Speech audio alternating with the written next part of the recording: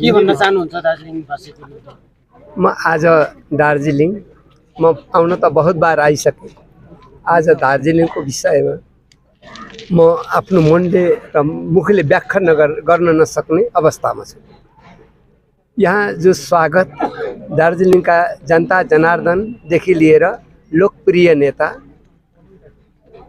यहाँ हाम्रो member of parliament Raju Bista सरदेखि लिएर युनिकी धामका गुरु योगीजी महाराज सबै समितिद्वारा जस्तो सुस्वागत भयो।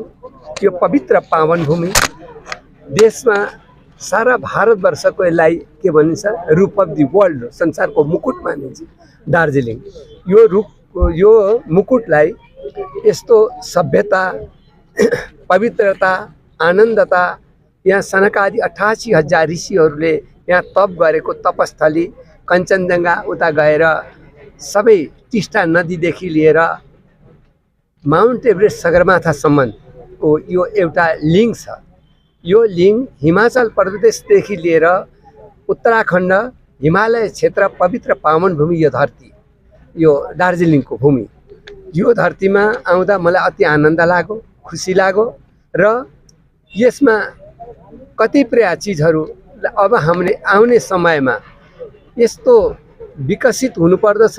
लोकप्रिय नेता तपाईहरुले चुन्नु भएको छ राजु विष्ट सर, अहिले मेम्बर अफ पार्लिमेन्ट। उहाँले जुन विकासको क्षेत्रमा लगिबक्सेको छ, हाम्रो योगी युनिटी धामबाट गुरु महाराजले सबैलाई एकता सङ्गठित एक 11 बनाएर मजबुत बनाउनु भएको देख्दा मलाई अति हर्षित भयो। यो हर्षित भएकोले गर्दा भाइचारा, एकता, अखण्डता बनिरहोस्। जाति, जनजाति, आदिवासी सबै एकजुट भएर एक काँधमा काँध मिलाएर यसलाई विकासको अगाडि बढाउने र धर्मलाई अगाडि बढाउने। यो दार्जिलिङका जति मात्र नभएर यो क्षेत्रका सबै प्रान्तका जनताहरूले सुखी रहन्, खुसी रहन्, शान्ति, समृद्धि र एकताको एक 11 भएर मजबुत हुन्, 5 औँली एक मुक्का भएर बस्न सकुन्। यही भन्ने म भन्दै उहाँलाई सबैलाई हार्दिक अभिनन्दन र महाकाल बाबाको चरणमा कोटि कोटि प्रणाम। महाकाल बाबा सेवा समितिका सबै पदाधिकारीगण, युनिटी धामका पदाधिकारीगण र यहाँ आज आउनुभएका सबै जाति, जनजाति, आदिवासी र पत्रकार, मिडिया सबैलाई म हार्दिक मेरो तर्फबाट अभिनन्दन र प्रणाम गर्न चाहन्छु। म यति भन्दै सुख, शान्ति, समृद्धि बनिरहोस् र आउने दिन सबैको एकता, अखण्डता, गोर्खाहरूको मुकुट यो बनेर जाओस् भन्ने कामना गर्दै म आजलाई यतिमै बिदा लिन चाहन्छु। जय हिन्द, जय भारत, धन्यवाद। कति दिन बस्नुहुन्छ यहाँ दार्जिलिङ? म मात्र एक राति उहाँ बाबाजीको निमन्त्रणामा, सरको निमन्त्रणामा आएको। और उहाँ बाबाजीका जो निमन्त्रणा स्वीकार गर्दै मेरा धेरै कार्यहरू छन्, ती कार्यहरूमा भोलि आपस मैले जानुपर्छ।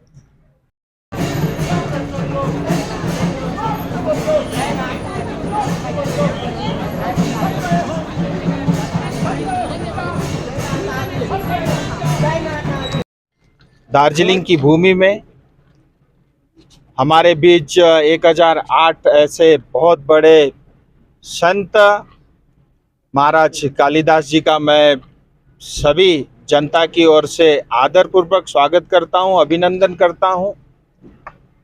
और हम सब के आप अभिभावक हैं और मूल हम लोग गोरखा हैं और हम सबको ये बड़ा आनंद होता है कि एक गोरखा समाज में से एक इतने प्रसिद्ध संत हुए और जो सिर्फ हमारे समाज में ही नहीं, पूरे जो है भारतवर्ष में और पूरे विश्व में लोकप्रिय है। और ऐसे संतों के चरण आज दार्जिलिंग और महाकाल धाम में पड़े, उससे हमको ऊर्जा मिली। और साथ ही जिस लक्ष्य की ओर आगे हम बढ़ रहे हैं, उसमें जो भी उनसे सुझाव और उनसे मार्गदर्शन हो सकता था, वो सब हमको प्राप्त हुआ। मेरा ऐसा मानना है कि धर्म, संस्कृति, परंपरा ये हमारी आत्मा है और आत्मा जब तक जीवित है हम सब लोग अक्षुण्ण है। और मैं पुनः एक बार उनका इस पवित्र धरती पे स्वागत करता हूँ। आप पधारे और हम सबकी शोभा बढ़ाई और जो है आपके आशीर्वचन भी हम सबको सुनने को मिलेगा। इसके लिए मैं आपका पुनः समस्त जनता की ओर से इस पवित्र धरती पे स्वागत करता हूँ। दार्जिलिंग के विषय में आप क्या बोलना चाहेंगे? जो इशू के लिए आपको भेजा तो बात भेज चुका है दार्जिलिंग, मैं कर रहा हूँ।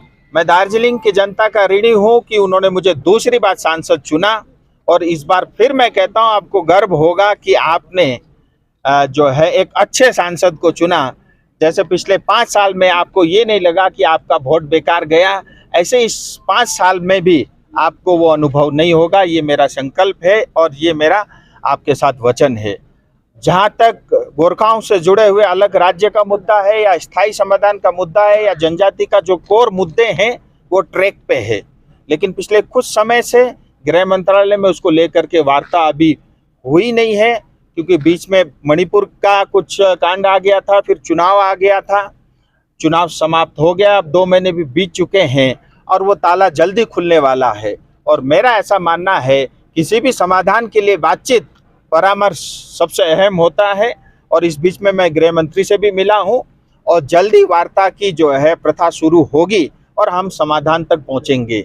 मैं पुनः आपके माध्यम से जनता को कहना चाहता हूं, जिस सपने को, जिस लक्ष्य को लेकर के हम आगे बढ़ रहे हैं वो बड़ा है और जो है उसमें समय और प्रतीक्षा की आवश्यकता पड़ती है, जो कि हमने बहुत धैर्य के साथ जो है वो हमने प्रतीक्षा भी की है। और हमेशा हमारे लक्ष्य की प्राप्ति के लिए हमको केंद्र की सहायता की आवश्यकता पड़ी है और केंद्र चट्टान की तरह हमारे साथ खड़ा हुआ है, ये मैं आपको कहना चाहता हूँ। जैसे अभी तो आपका गठबंधन के साथी भी रूठ चुके हैं, जो भी थे वो ऐसा है कि देखिए हवा में क्या चल रहा है उसके माध्यम से परसेप्शन नहीं बन सकता। हमारे एक गठबंधन के साथी मैं कल ही दिल्ली में मिल के आया हूं और बाकी सब गठबंधन के साथी के भी संपर्क में हूं और किसी ने कोई रूठा है ऐसा मैंने तो नहीं देखा। हाँ, जीएनएलएफ ने काला झंडा का एक कैंपेन शुरू किया है। उनका कहना है कि समय बहुत अधिक लगा और वो केंद्र सरकार को बताना चाहते हैं कि हमारे मुद्दों का समाधान जल्द से जल्द हो। मुझे लगता है उसमें कोई गलत नहीं है और उनके काले झंडे दिखाने से और केंद्र जल्दी कर देता है उसमें फायदा जनता का और मेरा भी है। ये सब बातें होती रहेंगी, लेकिन मेरा एक सांसद होने के नाते, एक गोरखा पुत्र होने के नाते समस्त समाज को, अपनी जाति को, अपनी लोगों को एक मुष्ट बना करके रखूं और जिस नेतृत्व की आवश्यकता है उस नेतृत्व को पूर्ति के साथ सब मिलकर के हमारे समाधान तक हम पहुंचे। ये मेरा प्रयास है, वो जारी रहेगा और मेरी तरफ से आपको कभी भी ऐसा कुछ सुनने को नहीं मिलेगा जिसके कारण से आपको ब्रेकिंग न्यूज मिले। जैसे अनिल थापा ने बोला कि 26 के आगे जो डिमोलिशन हो रहा है उसमें 9 एमएलए वो लोग डिमांड करेंगे और एक एमपी अलग। देखो, डिलिमिटेशन के लिए जो भी सुझाव अनिल थापा को देना है दे, और मैं कहता हूं जो वो डिमांड कर रहे हैं और वो डिमांड की एक कॉपी मुझे भी दे, क्योंकि सबसे ज़्यादा उनकी सहायता मैं ही कर सकता हूं। मेरा ऐसा मानना है कि जो पिछले दिनों 70 और 80 के दशक में जो हमारे साथ अन्याय हुआ वो इस बार न्याय होना चाहिए और 9 होंगे कि 2 सांसद होंगे, 3 सांसद होंगे, अभी समय है। लेकिन मैं आपको ये भी कहना चाहता हूँ ऑलरेडी 6 महीने से मैं एक टीम उसके ऊपर में काम कर रही है। हमारे गठबंधन के साथी भी उसमें कुछ सुझाव दिए हैं, हम लोग उस पर काम कर रहे हैं। लेकिन जो भी होगा अपनी क्षेत्र की जनता के हित में वो डिलिमिटेशन का काम होगा, आप निश्चिंत रहिए। उन्होंने तो ट्राइबल जो जनजाति का भी वो मुद्दा अपने ऊपर ले लिया, क्या आप सपोर्ट करेंगे? मुद्दा था वो, ऐसा है, देखिए वो मुद्दा केंद्र का ही है। मैं फिर कह रहा हूँ, मैं अपने बड़े भाई को दोष नहीं देना चाहता, लेकिन बंगाल हमारे साथ नहीं है। कभी तो मान लो, आज मान लो, जितना जल्दी मानोगे उतना ही अच्छा है। और बंगाल कभी भी हमारे साथ है नहीं, ना सीपीएम था ना आज की टीएमसी है और वो रहेगी भी नहीं, क्योंकि बंगाल को जितना हमें कष्ट मिलता है पश्चिम बंगाल की सरकार को उतनी खुशी मिलती है, उतनी ऊर्जा मिलती है। सो हमें अपना घर, हमें अपना लक्ष्य स्वयं ही तय करना होगा। मैं फिर कह रहा हूँ, हमारी 2 मुद्दे सबसे प्रमुख है और उसका समाधान कभी भी अनिल थापा जी कर नहीं सकते। जैसे सपोर्ट करेंगे नहीं, मुद्दा जो उन्होंने उठाया है क्या उनको सपोर्ट करेंगे आप? नहीं, जो भी क्षेत्र के हित में, जनता के हित में होगा मैं उनके साथ खड़ा रहूंगा। लेकिन जब भी मैं सदन में अपनी जाति की, अपनी समाज की, अपनी क्षेत्र की बात कहता हूं, उनको भी खड़ा रहना चाहिए। आरजी कर का अभी जो मुद्दा सुप्रीम कोर्ट में सीबीआई से भी हुआ है, लेकिन टीएमसी का कहना है कि सीबीआई तो अंदर उनका सेंट्रल गवर्नमेंट, तो इतना दिन हो चुका है। तो भाई, टीएमसी के नेता ममता बनर्जी सीबीआई को दोष क्यों दे रहे हो? पाप तो आपके नेतृत्व में हुआ है, रेप और मर्डर आपके नेतृत्व में हुआ है। प्रदेश का मुखिया कौन? ममता बनर्जी। सीएम कौन? ममता बनर्जी। होम मिनिस्टर कौन? ममता बनर्जी। पुलिस किसके अंडर? ममता बनर्जी के अंडर। हेल्थ मिनिस्ट्री यानी स्वास्थ्य विभाग किसके अंडर? ममता दीदी के अंदर। मुखिया आप हो, सबसे बड़ी गुनाहगार आप हो।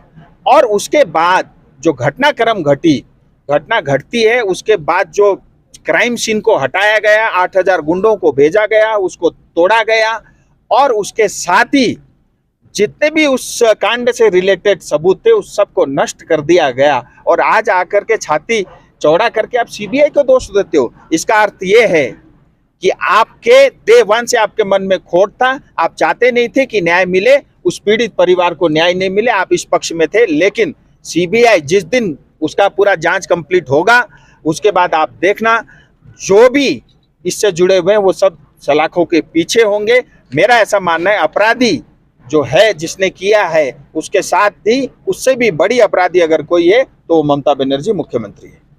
आरजीकर के विषय में जो बीजेपी ने देश भर जो प्रोटेस्ट किया, ये आरजीकर का घटना का प्रोटेस्ट आंदोलन ये बीजेपी का नहीं है, जनता का है, पूरे पश्चिम बंगाल की 10 करोड़ जनता का है, भारतवर्ष का है। एक जिम्मेदार पार्टी के होने, जिम्मेदार पॉलिटिकल पार्टी होने के नाते, पश्चिम बंगाल में एक जिम्मेदार विपक्ष पार्टी होने के नाते ये हमारा फर्ज है, हमारी बेटी के साथ जो अन्याय हुआ है उसकी आवाज हम बने। सिमिलर केस मणिपुर मुझे लगता है, तो मुझे लगता है अनिल थापा को भी इसके विरोध में और आंदोलन और मशाल जुलूस निकालना चाहिए। रही बात मणिपुर की, आप सब जानते हैं मणिपुर भारतीय जनता पार्टी के साथ कारण नहीं हुई है, हाईकोर्ट के जो एक जजमेंट था उसके कारण हुआ है। जातीय हिंसा घटी है और अभी जो है गृह मंत्रालय के अंडर में जितने भी सिक्योरिटी है, डीजीपी से लेकर के तमाम चीज जो है गृह मंत्री के हाथ में है और उस दिशा में तेजी के साथ बढ़ा है और शांति ऑलमोस्ट हो गई थी, लेकिन कुछ घटनाएं फिर पिछले 5 दिन में घटी है। केंद्र सरकार पूरी तरह जो है अलर्ट है और जब भी ऐसा लगेगा केंद्र को और हस्तक्षेप करने की आवश्यकता पड़ेगी वो अवश्य करेगी। मणिपुरी क्यों, कश्मीर से कन्याकुमारी, कोहिमा से लेकर पूरा कच्छ तक भारत एक है, सब हमारा है। इसी तरह का केस तो दार्जिलिंग में भी बहुत हुआ, आपने एक बयान भी नहीं दिया। क्या चीज का? वो रेप का, मॉलेस्टेशन का बहुत सारे केसेस आ रहे हैं। देखिए किसी को तो ये धर्मगुरु भी उसमें शामिल है, उसको तो पुलिस ही अरेस्ट कर नहीं पा रहे हैं। आप लोग नहीं क्यों देखिए, बोलते? मैं जो भी गलत होता हूँ सब में बोलता हूँ, या तो आपको स्पेसिफिक बताना पड़ेगा ये घटना के ऊपर आपने नहीं बोला। सो आरोप लगाना किसी के ऊपर में बहुत आसान है और हम बगैर तथ्य के आरोप लगाते हैं, ये हमारा व्यवहार हो चुका है। मुझे लगता है हमको उसमें भी कुछ परिवर्तन लाना चाहिए। बोलो बाबा।